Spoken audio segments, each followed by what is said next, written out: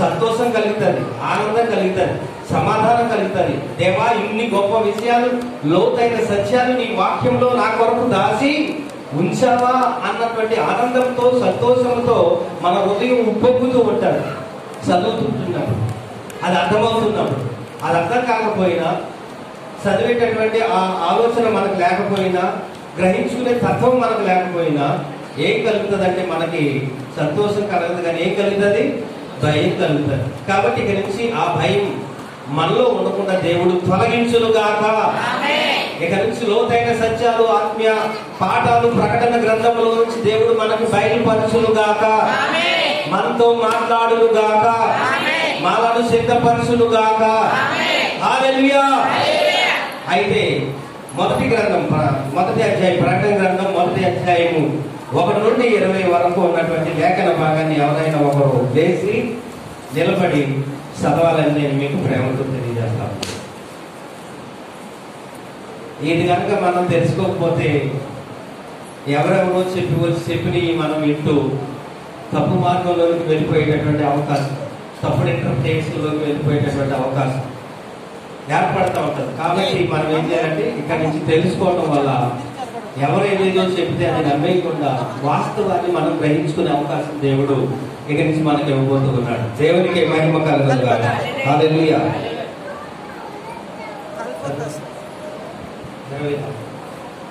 మొదటి అధ్యాయం, ప్రకటన గ్రంథం 1వ అధ్యాయం అంతా మనం చదువుకుందాం. యేసుక్రీస్తు తన దాసులకు కనబరుచుటకు దేవుడు ఆయనకు అనుగ్రహించిన ప్రత్యక్షత ఈ సంగతుల త్వరలో సంభవింపనయ్యున్నవి. ఆయన తన దూత ద్వారా వర్తమానము బట్టి తన దాసుడైన యోహానుకు వాటిని సూచించెను. అతడు దేవుని వాక్యమును గురించి, యేసుక్రీస్తు సాక్ష్యమును గురించి తాను చూచినంత మట్టుకు సాక్ష్యం ఇచ్చెను. సమయము సమీపించినది గనుక ఈ ప్రవచన వాక్యములు చదువువాడు వాటిని విని ఇందులో రాయబడిన సంగతులను గైకుని వారు ధన్యుడు. యెహోవా ఆసియాలో ఉన్న 7 సంఘములకు శుభమని చెప్పి వ్రాయినది. వర్తమాన భూత భవిష్యత్ కాలములలో ఉన్నవాని నుండి, ఆయన సింహాసనం ఎదుటనున్న 7 ఆత్మల నుండి, నమ్మకమైన సాక్షి, మృతులలో నుండి ఆది సంభూతుడిగా లేచిన వాడు, భూపతులకు అధిపతిగా ఉన్న యేసుక్రీస్తు నుండి కృపా సమాధానములు మీకు కలుగునుగాక. మనలను ప్రేమించుచు తన రక్తము వలన మన పాపముల నుండి మనలను విడిపించిన వారికి మహిమయు ప్రభావములు యుగయుగములు కలుగునుగాక. ఆమేన్. ఆయన మనలను తన తండ్రి యొక్క దేవునికి ఒక రాజ్యముగాను యాజకులుగాను చేసెను. ఇదిగో ఆయన మేఘారూఢుడై వచ్చుచున్నాడు. ప్రతి నేత్రము ఆయనను చూచెను. ఆయనను పొడిచిన వారు చూచెదరు. భూజనులందరూ ఆయన చూచి రొమ్ము కొట్టుకొందురు. అవును, ఆమె అల్ఫయు ఓమెఘయు నేనే, వర్తమాన భూత భవిష్యత్ కాలములలో ఉండవాడను నేనే అని సర్వాధికారియు దేవుడి దగ్గర ప్రభువు సెలవిస్తున్నాడు.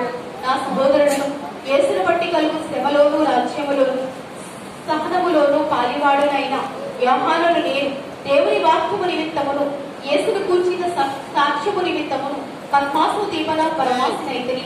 ప్రభు దినమందు ఆత్మవశుడనై ఉండగా భూరాధ్వని వంటి ఒక గొప్ప స్వరము నీవు చూచుచున్నది.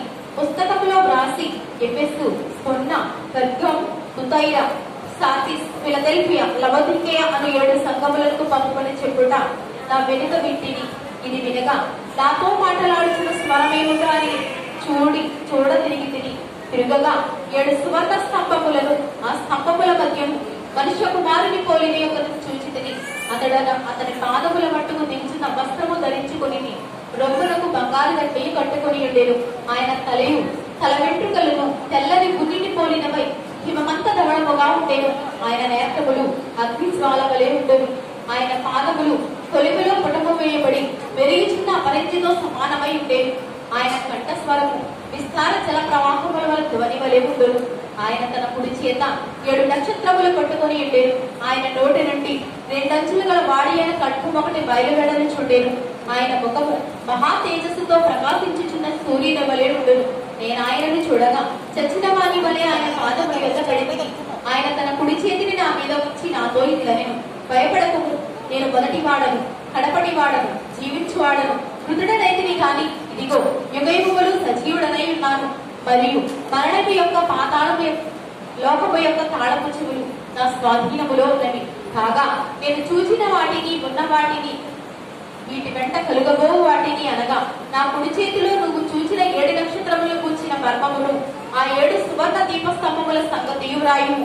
ఆ 7 నక్షత్రములు 7 సంఘములకు దూతలు, ఆ 7 స్తంభములను 7 సంఘములు. దేవుడు తన పరిశుద్ధ వాక్యం దీవించుగాక. ఆమేన్. హల్లెలూయా. చదివిన సహోదరి శ్రీదేవి గారికి నా ధన్యవాదాలు తెలియజేస్తూ ఉన్నాను. ఇప్పుడు ఈ ప్రకటన గ్రంథం మొదటి అధ్యాయం 1 నుంచి 20 వచనాల వరకు ఉన్నటువంటి లేఖన భాగాన్ని మనం చదివాం. మరి ఇందులో ఎంతవరకు దేవుడు ఇది నాన్న మనకు నేర్పుతాడో అంతవరకు మనం నేర్చుకుందాం. మిగిలింది కూడా వచ్చే వారంలో అలాగా మొత్తం ప్రకటన గ్రంథం అంతా మనం ధ్యానించవలసినటువంటి వారమై ఉన్నాం. ఎందుకు ఈ ప్రకటన గ్రంథాన్ని మనం ధ్యానించాలి అంటే మీకు తెలుస్తుంది. అక్కడే మొదటి అధ్యాయం 3వ వచనంలో ఏమని రాయబడిందంటే, మొదటి అధ్యాయం 3వ వచనంలో సమయము సమీపించినది కనుక ఈ ప్రవచన వాక్యములు చదువువాడును వాటిని విని ఇందులో రాయబడిన సంగతులు గైకొనువాడును ధన్యుడు. దేవునికి మహిమ కలుగును గాక. ఎందుకు చదవాలట? సమయము చెప్పండి ఏమైంది? సమీపించి ఉన్నది కనుక ఈ ప్రవచన వాక్యములు చదువువాడును వినువాడును గైకొనువాడును ఏమవటానికి మనము ఈ నేర్చుకోవాలి? ధన్యులం అవ్వటానికి. దేవునికి మహిమ కలుగును గాక. మనమందరము ధన్యులం అవ్వాలి, వ్యర్థులం కాదు అవ్వాల్సింది. ఏమవ్వాలి? మనము ధన్యులం అవ్వాలి. ధన్యులం అవ్వాలి అంటే ఈ పుస్తకాన్ని కంపల్సరీ మనం చదవాలి. ఎందుకంటే ప్రారంభాన్ని గురించి తెలుసుకోవాలంటే ఎక్కడ చదువుతాం మనము? ప్రారంభాన్ని గురించి, సృష్టి ప్రారంభాన్ని గురించి మనము తెలుసుకోవాలంటే ఏ చదువుతాం? ఏ బుక్ చదువుతాం? ఆదికాండం చదువుతాం. మరి సృష్టి ముగింపు గురించి తెలుసుకోవాలంటే ఏ పుస్తకం చదవాలి? ప్రకటన గ్రంథమే చదవాలి. ఎందుకంటే ముగింపును కూర్చున్నటువంటి విషయాలన్నీ కూడా చిట్ట చివరి బుక్ అయినటువంటి 66 పుస్తకాల్లో 66వ పుస్తకం అయినటువంటి ప్రకటనలోనే రాసి ఉంచాడు. ఈ పుస్తకం తర్వాత మరొక పుస్తకం ఏది మనకి ఇవ్వబడలేదు. ఈ 65 పుస్తకాల్లో మనకి ఏ ప్రశ్న వచ్చినా, ఏ డౌట్ వచ్చినా, ఏ సందేహం వచ్చినా, ఏ సమస్య వచ్చినా వాటన్నిటికీ నివృత్తి ఇవ్వగలిగేటటువంటి ఏకైక పుస్తకం ఏదైనా ఉంది అని అంటే అది 66వ పుస్తకం అయినటువంటి ప్రకటన గ్రంథము అన్న విషయాన్ని మనం గుర్తుంచుకోవాలి. దేవునికి మహిమ కలుగును గాక. ఇది తర్వాత మరొక పుస్తకం లేదు, మరొక అవకాశం కూడా మనకి లేదు. కాబట్టి ఏ డౌట్ వచ్చినా, ఏ సందేహం వచ్చినా ఈ 65 పుస్తకాల్లో ఈ ప్రకటన గ్రంథం ద్వారానే మనకు నివృత్తి అవుతుంది తప్ప మరొక పుస్తకం మనకంటూ ఏది ఇవ్వబడలేదన్న సత్యాన్ని గుర్తుంచుకోవాలి. ఇప్పుడు నేను చదివినటువంటి ఈ యొక్క మొదటి అధ్యాయంలో నుంచి కొన్ని ప్రశ్నలు నేను రాసుకున్నాను. దరిదాపు 15 ప్రశ్నలు నేను రాసుకున్నాను. ఇంకా ప్రశ్నలు వస్తాయి, ఇంకా చాలా వస్తాయి. అవన్నీ రాస్తే ఇక్కడే ఉండిపోతాం, 8 వారాలైతే ఇక్కడే ఉండిపోతాం, మొదటి అధ్యాయంలోనే ఉండిపోతాం. కాబట్టి వాటన్నిటినీ మరి వివరించడానికి ఇక్కడే ఉండిపోతే బాగుండదు కదా, మనం ముందుకు వెళ్ళాలి కదా. కాబట్టి 15 ప్రశ్నలు అయితే నేను ఈ పుస్తకంలో నుంచి రాశాను. వాటిని నేను ఇప్పుడు మీకు తెలియజేస్తాను. ఒకవేళ మీరు రాసుకోవాలని ఆశపడేటటువంటి వారు ఎవరైనా ఉంటే ఈ ప్రశ్నలు మీరు రాసుకోండి. మొదటి అధ్యాయంలో ఏర్పడేటటువంటి కొన్ని ప్రశ్నలు. ఈ ప్రశ్నలకు ఇప్పుడు మనం సమాధానం వెతకబోతున్నాం. దేవునికి మహిమ కలుగును గాక. మొదటి ప్రశ్న ఏదంటే, ఎవరు రాశారు ప్రకటన గ్రంథాన్ని? చిన్న చిన్నగానే ఉంటాయి కానీ వివరణ పెద్దగా ఉంటుంది అన్నమాట. మొదటి ప్రశ్న, ఈ ప్రకటన గ్రంథాన్ని ఎవరు రాశారు? అమ్మ నేను అడగలేదు, రాసుకోండి అని చెప్పారు. దేవునికి మహిమ కలుగును గాక. హల్లెలూయా. రెండవ ప్రశ్న, ఎందుకు రాశాడు? సరే నాకు యోహాను రాశాడు అన్నారు కదా, ఇప్పుడు చెప్పండి. రెండవ ప్రశ్న, ఎందుకు రాశాడు? రాసుకుంటారా? రాసుకోండి త్వరగా, నేను త్వరగా చెప్తాను, మీరు త్వరగా రాసుకుంటే. మూడవ ప్రశ్న, ఎవరిచ్చి ఈ ప్రత్యక్షతను రాయించాడు? ఎవరు ఈ ప్రత్యక్షతను ఇచ్చి యోహాను చేత రాయించాడు? నాలుగవ ప్రశ్న, ఎక్కడ నుండి రాశాడు? ఎక్కడ నుండి రాశాడు అంటే మీరు చెప్పొచ్చు ఒకటే మాట, ఎక్కడ నుంచి రాశాడు, కానీ ఎందుకు వెళ్ళాడు, ఎలాగెళ్ళాడు, అక్కడ ఎందుకు ఉన్నాడు, ఈ అన్నిటికి సమాధానం దొరుకుతుందా మీకు? దొరకదు. కానీ అన్నింటికి ఉంటాయి, ఒక్కొక్క దానికి వివరణ ఇస్తా ఉంటారు అనమాట. ఐదో ప్రశ్న, ఏ దినం ఈ ప్రత్యక్షత యోహాను గారికి దొరికింది? ఏ దినము ఈ ప్రత్యక్షత యోహాను గారికి దొరికింది? ఏ దినం చెప్తారా? ఏ దినం దొరికింది?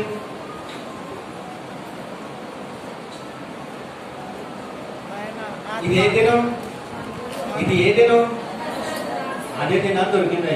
ప్రభు దినం అని రాశాడు కదా. సరే ఇవన్నీ వివరణ వస్తాయి, రాసుకోండి. దేవునికి మహిమ కలుగును గాక. ఎలాగ రాశాడు? 6వ ప్రశ్న ఎలాగ రాశాడు? 7వ ప్రశ్న రాయవలసిన అవసరత ఏంటి? ఈ ప్రకటన గ్రంథం రాయవలసినటువంటి అవసరత ఏంటి? 8వ ప్రశ్న ఎవరు రాయించారు? 8వ ప్రశ్న త్వరగా రాసుకుంటే త్వరగా మనం వెళ్ళొచ్చు. ఇన్ని వివరాలు మీకు ఎవరు చెప్పరు. నేను ధ్యానిస్తున్నాను కాబట్టి ఈ వివరాలన్నీ మీకు చెప్పడానికి ఇప్పుడు ముందుకు వచ్చాను. దేవునికి మహిమ కలుగును గాక. ఎప్పటి నుంచో చెప్పాలని అనుకుంటున్నాను. మరి ఎంతవరకు దాన్ని మీరు రిసీవ్ చేసుకుంటారో అన్నది ఆలోచన చేస్తూ, సరే అందరికీ అర్థమయ్యే రీతిలో ప్రశ్నలు వేసుకుని ఆ ప్రశ్నలకు సమాధానం వెతికేటటువంటి ప్రయత్నం చేస్తే అర్థమవుతుందేమో అన్నటువంటి ఉద్దేశంతో ఈ ప్రశ్నలు నేను వేస్తా ఉన్నాను అనమాట. 8వ ప్రశ్న ఎవరు రాయించారు? 9వ ప్రశ్న ఎవరికి రాశాడు? 9వ ప్రశ్న ఎవరికి రాశాడు? 10వ ప్రశ్న మనం ఏమి నేర్చుకోవటకు ఈ ప్రకటన గ్రంథం రాయబడింది? మనం ఏమి నేర్చుకోవడానికి ఈ ప్రకటన గ్రంథం రాయబడింది? 11వ ప్రశ్న ఎందుకు ప్రకటన గ్రంథాన్ని ఇంత లోతుగా మనం ధ్యానించాలి? ఎందుకు ప్రకటన గ్రంథాన్ని ఇంత లోతుగా మనం ధ్యానించాలి? 12వ ప్రశ్న దీనిని ఎవరు చదవాలి? అందరూ చదవచ్చా? లేకపోతే జ్ఞానులైన వారు మాత్రమే చదవచ్చా? లేకపోతే కొందరే చదవచ్చా? ఈ ప్రకటన గ్రంథాన్ని ఎవరు చదవాలి? 13వ ప్రశ్న ఎందుకు పద్మాసులో ఈ ప్రత్యక్షత యోహానికి ఇవ్వబడింది? ఎందుకు పద్మాసులో ఇవ్వబడింది?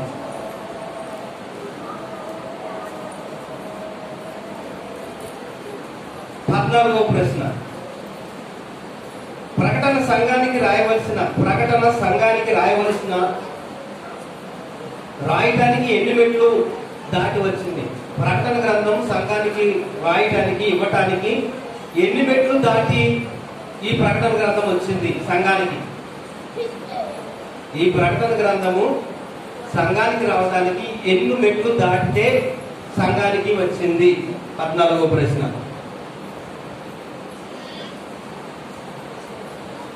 15వ ప్రశ్న 7 సంఘాల యొక్క భావం ఏంటి? 7 సంఘాల యొక్క భావం ఏమిటి? ఇన్ని ప్రశ్నలు అంటే ఇంకొన్నే నేను తీసిన, మీకు ఇంకా చాలా ఉన్నాయి అన్ని కాదు, కానీ కొన్ని నేను 15 ప్రశ్నలు మీ ముందు పెడుతున్నాను. దేవునికి మహిమ కలుగును గాక. హల్లెలూయా. ఒకవేళ రికార్డ్ చేసుకుంటే రికార్డ్ చేసుకోండి, ఎక్కడ దొరుకుతుంది మళ్ళీ ఎవరు చెప్పలేదని. మీ దగ్గర సెల్ ఫోన్ ఉంటే రికార్డ్ కూడా చేసుకోవచ్చు. సరే, మొట్టమొదటి ప్రశ్నకు సమాధానం వెతికేటటువంటి ప్రయత్నం మనం చేద్దాం. ప్రకటన ఎందుకు అనే దాన్ని కనుక మనం భావించినట్లయితే, తెలుసుకున్నట్లయితే, ఇది దేవుడిచ్చినటువంటి బయలుపాటు అనే విషయాన్ని మనం తెలుసుకోవాలి. ప్రకటన ఎందుకు అంటే దేవుడిచ్చినటువంటి బయలుపాటు. ఇది ఏంటనేది బయలుపాటు, ప్రత్యక్షత, తెలియని విషయాన్ని తెలియజేసేటటువంటి బయలుపాటు, లేకపోతే ప్రత్యక్షత, ప్రకటన అనే దానికి అర్థం అది. దేవునికి మహిమ కలుగును గాక. హల్లెలూయా. మొదటి ప్రశ్న ఏమన్నారంటే ఎవరు రాశారు అనేటువంటి ప్రశ్న మనకి మొదలవుతుంది. ఈ ప్రకటన గ్రంథం ఎవరు రాశారు అనేటువంటి ప్రశ్నకు కనుక మనం సమాధానం చూస్తే మొదట మొదటి వచనాన్ని చదవండి ఒకసారి. యేసుక్రీస్తు తన దాసులకు కనపరుచుటకు దేవుడు ఆయనకు అనుగ్రహించినటువంటి ప్రత్యక్షత. యేసుక్రీస్తు తన దాసులకు. ఎవరు రాస్తున్నారు ఈ మాటలు? యోహాను గారు అదే విషయాన్ని చెప్తున్నాడు. తన దాసులకు బయలుపరచుటకు దేవుడు తనకిచ్చినటువంటి ప్రత్యక్షత. ఈ సంగతులు త్వరలో సంభవింపనై ఉన్నవి. ఆయన తన దూత ద్వారా వర్తమానము పంపి తన దాసుడైన యోహానుకు వాటిని సూచించెను. తన దాసుడైన యోహానుకు వాటిని సూచించెను అంటే ఇప్పుడు ఇది ఎవరు రాస్తున్నారు? ఎవరు రాస్తున్నారమ్మా? యోహాను గారు రాస్తా ఉన్నారు. దేవునికి మహిమ కలుగును గాక. హల్లెలూయా. ఈ యోహాను గారు కనుక ఎవరిని కనుక మనం ఆలోచన చేస్తే యేసుక్రీస్తు ప్రభు వారి యొక్క 12 మంది శిష్యులలో చిన్నవాడైన వారు ఎవరైనా ఉన్నారు అంటే ఎవరైనా ఈ యోహాను గారే అందరికన్నా చిన్నవాడు. ఆయన శిష్యులందరిలో కన్నా చిన్నవాడు ఎవరైనా ఉన్నారు అంటే యోహాను గారు మాత్రమే. దేవునికి మహిమ కలుగును గాక. హల్లెలూయా. అయితే ఆయన శిష్యులందరూ కూడా ఎలా మరణించారు? హతసాక్షులుగా మరణించారు. అందరూ హతసాక్షులుగా మరణించారు. ఒకే ఒక వ్యక్తి సాధారణమైనటువంటి మరణానికి గురయ్యారు. ఎవరు ఆ వ్యక్తి? ఆయనే ఈ యోహాను. ఇతను సాధారణమైనటువంటి మరణము చెందాడు. మిగిలిన 11 మంది కూడా ఏమయ్యారంటే హతసాక్షులుగా మారిపోయారు. అంటే కొంతకాలం పరిచయం చేశారు. వారిని అక్కడ ఉన్నటువంటి యూదులు గాని, రోమీలు గాని, ఇతర జాతి ప్రజలు కానీ వారిని ఏం చేశారంటే చంపివేశారు. కత్తులతో చంపారు, రంపాలతో పోశారు, చర్మాన్ని ఊడదీశారు, శిరఛేదనాలు చేశారు, తలకిందులుగా సిలువ వేశారు. ఇవన్నీ ఇప్పుడు చెప్పడానికి సమయం కాదు. కానీ ఈ విధాలుగా 11 మందిని చంపేశారు. కానీ ఒకే ఒక శిష్యుడు మాత్రము ఎన్ని విధాలుగా చంపాలన్నటువంటి ప్రయత్నం చేసినప్పటికీ కూడా ఆయన సావలేదు. ఎవరైనా? ఆయనే ఈ ప్రకటన గ్రంథం రాసినటువంటి యోహాను గారు. ఆయన ఎన్నో విధాలుగా చంపాలని ప్రయత్నం చేశారు. సలసల తాగుతున్న నూనెలో వేశారు. ఆ నూనె ఎలా మారిపోయింది? చల్ల నీళ్ళుగా మారిపోయింది. సలసల కాగుతున్నటువంటి నూనె ఎలా మారిపోయింది? చల్ల నీళ్ళుగా మారిపోయింది. జంతు చర్మం వేసి కుట్టేస్తే అది ఏసీ లాగా మారిపోయింది. డాంబర పోసి వెలిగిస్తే అది ఎలా మారిపోయింది? నెత్తి మీద నుంచి ఏదో తైలాభిషేకం చేసినట్టుగా అది మారిపోయింది. ఇతను కూడా చంపే ప్రయత్నం చేశారు. అన్ని ప్రయత్నాలు యోహాను చంపేటటువంటి ఆ మిగిలిన 11 మందికి ఎన్ని రకాలుగా అయితే ప్రయత్నాలు చేసి చంపడానికి ప్రయత్నించారో యోహాను కూడా అదే విధంగా చంపడానికి అన్ని విధాలైనటువంటి ప్రయత్నాలు చేశారు. చేసినప్పటికీ కూడా యోహాను ఏం కాలేదు? చెప్పండి, ఏం కాలేదు? చావలేదు. ఆయన మీకు ఒక ఉదాహరణ ఉంటుంది. దానియేలు గ్రంథంలో షడ్రకు, మేషకు, అబేద్నెగోని తీసుకెళ్ళి ఎక్కడ వేస్తారమ్మా? అగ్నిగుండంలో వేస్తారు. చనిపోయారా వాళ్ళు? అది ఏసీగా మారిపోయింది. కాబట్టి దానియేలు తీసుకెళ్ళి ఎక్కడ వేస్తారు? సింహాల భూమిలో వేస్తారు. అది ఎలా మారిపోయింది? విశ్రాంతి తీసుకునే స్థలంగా మారిపోయింది. అంటే అలా మార్చాడు దేవుడు వారికి. ఆ విధమైనటువంటి కృపనిచ్చాడు దేవుడు వారికి. అటువంటి కృప ఎవరికి ఇచ్చాడో తెలుసా? యోహాను గారికి ఇవ్వడం జరిగింది. దేవునికి మహిమ కలుగును గాక. హల్లెలూయా. ఎందుకు యోహాను గారికి ఇటు కృప దొరికింది? మరి మిగిలిన 11 మంది ఎందుకు ఆ కృపను పొందలేకపోయారు? దీనికి కూడా ఒక కారణం ఉంటుంది. ఏంటి ఆ కారణం చెప్పండి? మీకు అందరికీ తెలుసు కానీ చెప్పలేదు. చెప్పండి.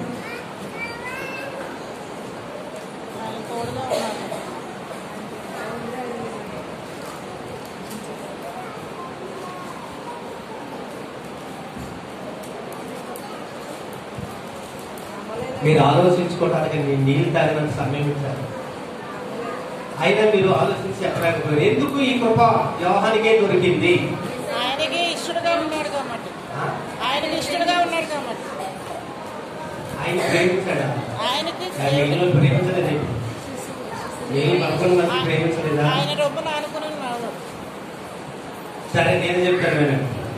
ఎందుకు ఆ కృప ఆయనకు దొరికిందంటే యోహాను యేసు ప్రభువు సిలువను ఎక్కినప్పుడు రెండో మాట ఏంటి? సరే, మూడో మాట ఏంటి? అంటే ఎవరమ్మను ఎవరికి అప్పగించాడు?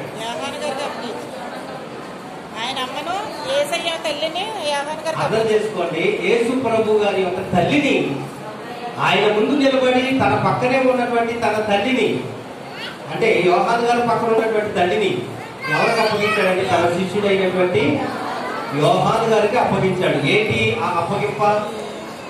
ఆమెను సన్మానించాలి. బ్రతుకు దినములన్నీ కూడా ఆమెని చూసుకోవాలి. ఆమె అవసరాలన్నీ తీర్చాలి. ఆమె లక్ష వేడంతా కూడా ఎవరు చూడాలి? యోహాను గారే చూడాలి. మరి ఈయనే చచ్చిపోతే ఆ మాటకు అర్థం ఉందా? అప్పగించిన దాని బాధ్యత నెరవేర్చడానికి ఏమన్నా అవకాశం ఉంటుందా? ఈయనే చచ్చిపోతే అమ్మా. కాబట్టి యేసు ప్రభు వారు అందరూ శిష్యులు చనిపోయినప్పటికీ కూడా ఒకరిని మాత్రం ఆయన సాధారణమైనటువంటి మరణం పొందడానికి అవకాశం ఇచ్చాడు. ఎందుకు ఆ అవకాశం అంటే తన తల్లి బాధ్యత, యేసు ప్రభువు వారి యొక్క తల్లి గారి యొక్క బాధ్యత ఎవరు వహించారు? యోహాను గారు వహించారు. ఆమె బ్రతుకు దినములన్నీ ఆమెను పోషించాలి, ఆమెను సంరక్షించాలి, ఆమె అవసరాలు తీర్చాలి, ఆమెను ఆదుకోవాలి, వస్త్రాలు ఇవ్వాలి, అన్నం పెట్టాలి, వృద్ధాప్యం వస్తే ఆమెకు సేవ చేయాలి. ఈ బాధ్యతను యోహాను గారికి అప్పగించారు. కాబట్టి మరి ఆయన మధ్యలోనే అందరిలాగా చనిపోతే ఈమె కూడా అనాథ అయిపోతుంది. కాబట్టి ఆమె తల్లి మరి బ్రతకాలి. కాబట్టి దేవుడు యోహానికి ఎన్ని శిక్షలు వేసినా, అంటే శిక్షలు మాత్రం పడలేదని కాదు, ఇతర శిష్యులకు ఎటువంటి శిక్షలు అయితే వేశారో అటువంటి శిక్షలు ఎవరు కూడా పడ్డాయి? యోహాను గారు కూడా పడ్డాయి. కానీ అయినప్పటికీ కూడా వాళ్ళు చనిపోయినా ఎవరు చనిపోలేదు? యోహాను గారు చనిపోలేదు. దేవునికి మహిమ కలుగును గాక. ప్రియ దేవుని పిల్లలారా, ఈ మాట ద్వారా మనం గ్రహించుకోవాల్సిన విషయం ఏంటంటే, నీ పట్ల నా పట్ల దేవుడు ఒక ఉద్దేశాన్ని, ఒక సంకల్పాన్ని, ఒక గురిని, ఒక గోలును కలిగి ఉన్నాడు. నీకు నాకు ఒక బాధ్యతను అప్పగించాడు. నీకు నాకు ఒక పనిని అప్పగించాడు. ఆ పని నువ్వు చేస్తున్నంత వరకు కూడా చేయవలసినటువంటి పరిస్థితి ఉన్నంత వరకు కూడా నీకు ఎన్ని ఇబ్బందులు వచ్చినా, ఎన్ని శోధనలు వచ్చినా, ఎన్ని కష్టాలు వచ్చినా, ఎన్ని బాధలు వచ్చినా, ఎన్ని శ్రమలు వచ్చినా, మరణము నిన్ను ముంచు వేస్తున్నప్పటికీ కూడా వాటన్నిటిలో నుంచి దేవుడు నిన్ను ఏం చేస్తాడు? తప్పిస్తాడు అనేటువంటి విషయాన్ని మీరు గుర్తుంచుకోవాలి. దేవునికి మహిమ కలుగును గాక. మీరు తప్పింపబడతారు. మీకు ఒక గురి, ఒక గోలు, ఒక పని, ఒక బాధ్యత కనుక దేవుడు మీకు ఇస్తే, మీకు ఎదురయ్యే ప్రతి సమస్య నుంచి దేవుడు మిమ్మల్ని తప్పించి సజీవుల లెక్కలో ఉంచుతాడు. మిమ్మల్ని ఆశీర్వాదకరంగా మారుస్తాడు. అనేకులకు ఆశీర్వాదాన్ని ఇచ్చేటటువంటి వారిగా మిమ్మల్ని మారుస్తాడు. దేవునికి మహిమ కలుగును గాక. మళ్ళా అదే యోహానులో నుంచి నేర్చుకోవాల్సినటువంటి రెండవ పాఠం ఏంటంటే, తల్లిదండ్రుల యొక్క బాధ్యత ఎవరి మీద ఆధారపడి ఉంటుందండి? ఎవరి మీద ఆధారపడి ఉంది? బిడ్డల మీద ఆధారపడి ఉంది. అందుకనే నిర్గమకాండములో మోసే గారు ధర్మశాస్త్రాన్ని ఇస్తున్నప్పుడు ఆ మోసే గారికి ఎన్ని ఆజ్ఞలు ఇచ్చాడు దేవుడు? 10 ఆజ్ఞలు ఇచ్చాడు. అందులో ఒక ఆజ్ఞ ఏంటో తెలుసా? 4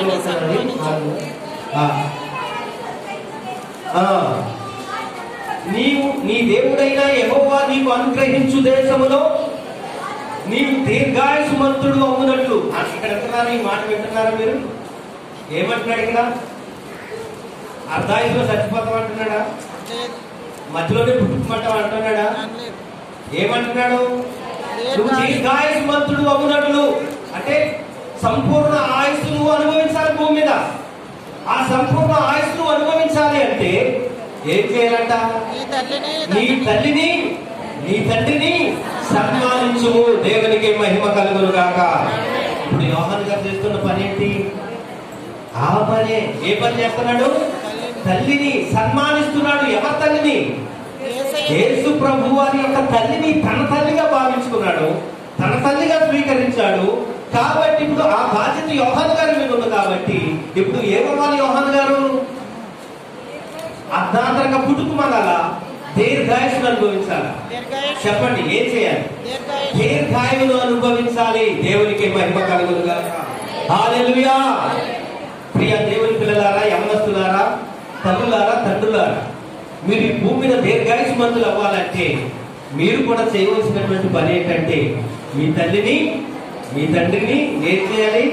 సన్మానించాలి. అంటే మేము సన్మానిస్తున్నామండి ఎప్పుడంటే జ్ఞాపకార్థం కూడినప్పుడు ఫోటో పెట్టి దండేసి దండం పెట్టుకుంటున్నామండి. ఆ సన్మానం కాదండి. మళ్ళీ తర్వాత ఆ జ్ఞాపకార్థ కూడికలో భోజనాలు పెడతారు. చికెనేసు, మటన్ వేసు బాగానే పెడతారు, బిర్యానీ. అది కాదు. ఒక మాట ఉంది, ఏంటో తెలుసా మాట? తల్లి కూడెక్కున్నాడట, పిల్లతల్లికి ఏదో ఏదో మొత్తం మీద పెడతాడంటే ఎవరో ఏం పెట్టలేడు. తల్లికి ఏం పెట్టాడంట? ముద్దట్లేడంట. కానీ పిల్లతల్లికి అంటే సేరెడతాడంట. దేవునికి మహిమ కలుగును గాక. అంటే నీ తల్లిని ముందు సంరక్షించు. పిల్లతల్లి సంగతి పక్కన పెడతావు. నీ తల్లికి అన్నం పెట్టావు, నీ తల్లిని ఇష్టం వచ్చినట్టు మాట్లాడతావు, నీ తల్లిని దూషిస్తావు, ఎక్కడ పోతావో పొమ్మంటావు, నీ తండ్రిని ఎక్కడ పోతావో పొమ్మని అంటా ఉంటావు. ఇష్టం వచ్చినట్లు వారు వృద్ధాప్యంలో ఉన్నారు కదా, వారి ఇది కూడా కష్టంగా ఉంటుంది. మీరు చిన్నపిల్లలు అయినప్పుడు ఎలా ఉంటారో, మీరు చిన్నపిల్లలు కడగరా? చిన్నపిల్లలు ఇది అయితే కడగరా? చిన్నపిల్లలు చేస్తే తుడుచుకోరా? వారి పరిస్థితి కూడా అంతే, తల్లిదండ్రుల పరిస్థితి కూడా అంతే. వారు కూడా అలా మారిపోతారు. ఎలా మారిపోతారు? వృద్ధాప్యం వచ్చేసరికి చిన్న పిల్లల్లాగా మారిపోతారు. వారు ఒకవేళ ఇది వెళ్ళిపోతున్నారు అంటే వారికి తెలియకనే వెళ్తున్నారు. వారికి తెలియదు, నీకంటే గ్రహింపు ఉంది, వసమంటే తెలుస్తుంది, కానీ వారికి అభిమానాన్ని ఉడికిపోతాయి. అంటే ఉడికిపోతాం అంటే పాతికిలిపోతాయి, లూజ్ అయిపోతా ఉంటాయి. అంటే మనం ఎదుగుతున్న కొంత మిషన్ ఏమవుతుంది చెప్పండి. కొత్తప్పుడు పనిచేసే మిషన్ ఫ్యాన్ ఉన్నదమ్మా, ఇప్పుడు ఫ్యానే ఉంది. ఇది కొత్తప్పుడు పనిచేసినట్టుగా 15 సంవత్సరాలు అయిన తర్వాత పనిచేస్తుందా? ఏం చేస్తుంది? అందులో ఉన్న అవయవాలన్నీ అరిగిపోతా పోతా ఉంటాయి. అది తిరగటమో లేదా తిరగపోవటమో లేదా పట్టించుకోవడం ఏదో అవుతుంది మొత్తం మీద. అలాగే మన అవయవాలు కూడా లోపల అనేకమైనటువంటి అవయవాలు ఉన్నాయి. ఇవన్నీ కూడా ఏమవుతాయో తెలుసా? వృద్ధాప్యం వచ్చేసరికి అవి వాటి యొక్క పనితీరును కోల్పోతా ఉంటాయి. కాబట్టి అన్ని లూజ్ అయిపోతా ఉంటాయి. అది ఇదెళ్ళిన వారికి తెలియదు, ఇదెళ్ళినా కూడా తల్లిదండ్రులకు, అంటే వృద్ధాప్యంలో ఉన్నటువంటి నిండు వృద్ధాప్యంలో ఉన్నటువంటి వారికి తెలియదు. ఇవన్నీ ఎవరు చేయాలి మరి? ఎవరు చేయాలి? కన్నటువంటి నిన్ను నవమాసాలు మోసి రక్తాన్ని పంచి నీకు 25 సంవత్సరాల దాకా విద్యాబుద్ధులు నేర్పించి నీకు ఉద్యోగం ఇచ్చి అన్ని చేసినటువంటి తల్లికి నువ్వేం చేయాలి? తండ్రికి రుణము తీర్చుకునేటటువంటి అవకాశం ఎక్కడ కలుగుతుందంటే ఆ సమయంలోనే కలుగుతుంది. కాబట్టి వారిని దూషించకూడదు, హింసించకూడదు, హేళన చేయకూడదు, గాయపరచకూడదు. వారిని బొమ్మని కూడా మనం ఎప్పటికీ కూడా ఆనకూడదు. ఎలా చూసుకోవాలి? వారిని సన్మానించాలనే విషయాలు, ప్రేమించాలనే విషయాలు. ఆ పని చేయడానికి యోహానికి ఆ బాధ్యతను యేసుక్రీస్తు ప్రభు వారు అప్పగించారు. కాబట్టి ఇప్పుడు యోహాను ఏమయ్యాడు? అన్ని శ్రమల గుండా, అన్ని హింసలు పెట్టినా, అన్ని బాధలు పెట్టినా ఏమయ్యాడు? ఆయన చనిపోకుండా ఎప్పటికీ కూడా సజీవుల లెక్కలోనే ఉన్నాడు. సాధారణమైనటువంటి మరణాన్ని పొందాడు. దేవునికి మహిమ కలుగునుగాక. హల్లెలూయా. ఇది యోహాను గారు రాశారు. యోహాను గారి జీవిత చరిత్ర అది. అయితే ఈ యోహాను గారు ఎప్పుడు రాశాడు ఈ ప్రకటన గ్రంథాన్ని అంటే, యోహాను గారు క్రీస్తు శకం 92 నుంచి 96 మధ్యలో, క్రీస్తు శకం 92 నుంచి 96 మధ్యలో ఎక్కడికి వెళ్ళవలసిన పరిస్థితి వచ్చిందంటే పద్మాసుకు వెళ్ళవలసినటువంటి పరిస్థితి వచ్చింది. ఎక్కడికి వెళ్ళాడు? పద్మాసుకు వెళ్ళాడు. ఎందుకు వెళ్ళాడు మరి? పద్మాసుకు ఎందుకు వెళ్ళాడు చెప్పండి. ఎందుకు వెళ్ళాడు పద్మాసుకు? అసలు పద్మాసు అంటే ఏంటి?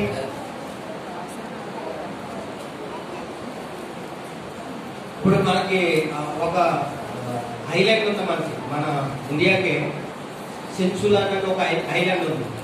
అక్కడికి ఎవరిని కూడా వెళ్ళకూడదు. 25 కిలోమీటర్ల వరకు కూడా ఒక ఏంటంటే ఒక రూల్ ఉంటుంది. అది దాటి, ఆ పరిధి దాటి ఎవరు కూడా ఆ ఐలాండ్కి వెళ్ళకూడదు. అక్కడ సెంచులు అనేటువంటి తెగలు ఒక తెగ ఉంది. ఆ తెగ జీవిస్తున్నారు. ఇంతవరకు అక్కడ ఉన్నటువంటి ప్రజల వారు 500 మంది వచ్చేది. అది ఒక ఐలాండ్. అంటే చుట్టూ నీరు ఉంటుంది. చుట్టూ నీరు ఉంటుంది, మధ్యలో మాత్రమే ఆ భూభాగం ఉంటుంది. చుట్టూ సముద్రమే, మధ్యలో ఉండేది ఆ భూభాగం. దాన్ని ఐలాండ్ అంటారు. ద్వీపము, ద్వీపకల్పము అని కూడా ఒక మాట మీరు చదువుకునేదప్పుడు. ఇది దీపము అన్నాడు, పద్మాసు దీపము అన్నాడా? పద్మాసు దీపకల్పము అన్నాడా? ఏమన్నాడు? పద్మాసు దీపము. దీపము అంటే ఏంటి?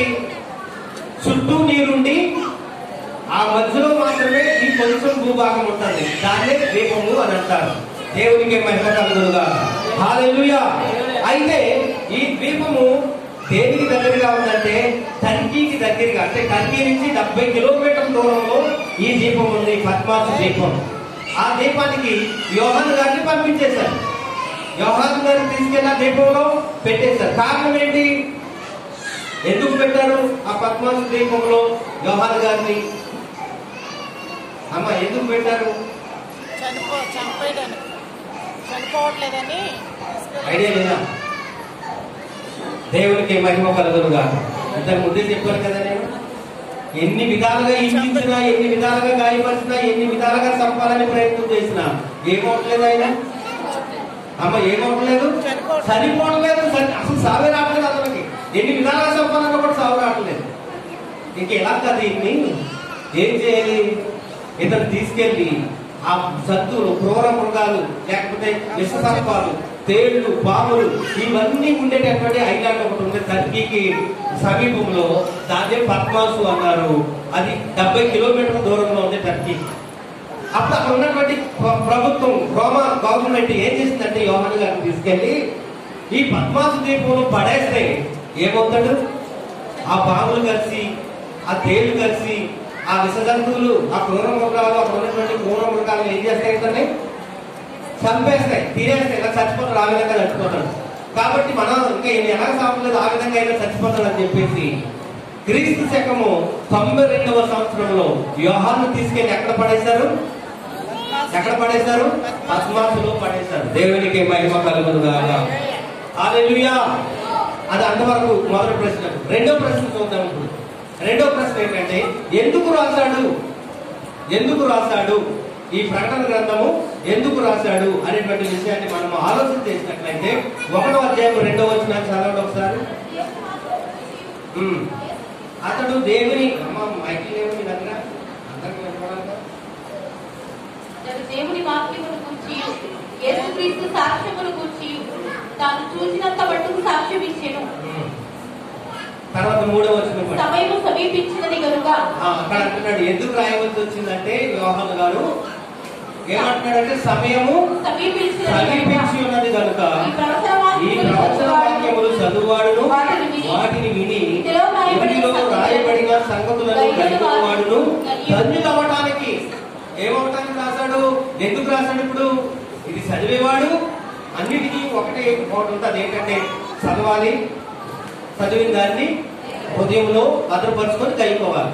గైకొంటే అప్పుడు ధన్యులు అవుతారండి. కానీ ఇక్కడ 3వ కోణం కూడా యాడ్ చేశాడు. చదువువాడు, అమ్మ వింటున్నారా జాగ్రత్తగా? చదువువాడు, వినువాడు కూడా అంట. వినువాడు కూడా. వింటే చాలు. వినడం వల్ల ఏమవుతుంది? మనకి విశ్వాసం. వినడం వల్ల ఏమవుతుంది? విశ్వాసం వస్తుంది. కాబట్టి వినువాడు కూడా అంటున్నాడు. నువ్వు చదువులోడు ధన్యుడే, వినువాడు కూడా ధన్యుడే, దీన్ని గైకొనువాడు కూడా ధన్యుడే. ఈ ధన్యుడు అవటానికే యోహాను గారు ఈ యొక్క పత్రికను మనకి రాయటం జరిగిందన్న విషయాన్ని మనం గుర్తుంచుకోవాలి. తర్వాత 5వ వచనం కూడా చదవమ్మా. అందులోనే మొదటి అధ్యాయం 5వ వచనం.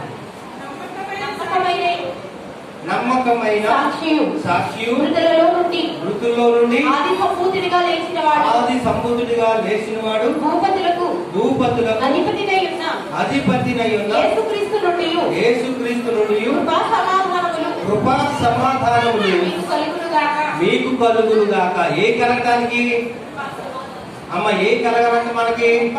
ఎందుకు రాశాడు ఇక్కడ?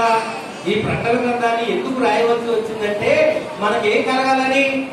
ఇందాకేమో ధన్యులు అవటానికి. ఇప్పుడేమంటున్నాడు? యేసుక్రీస్తు ప్రభువారి నుంచి మనకి ఏం కలగాలంట?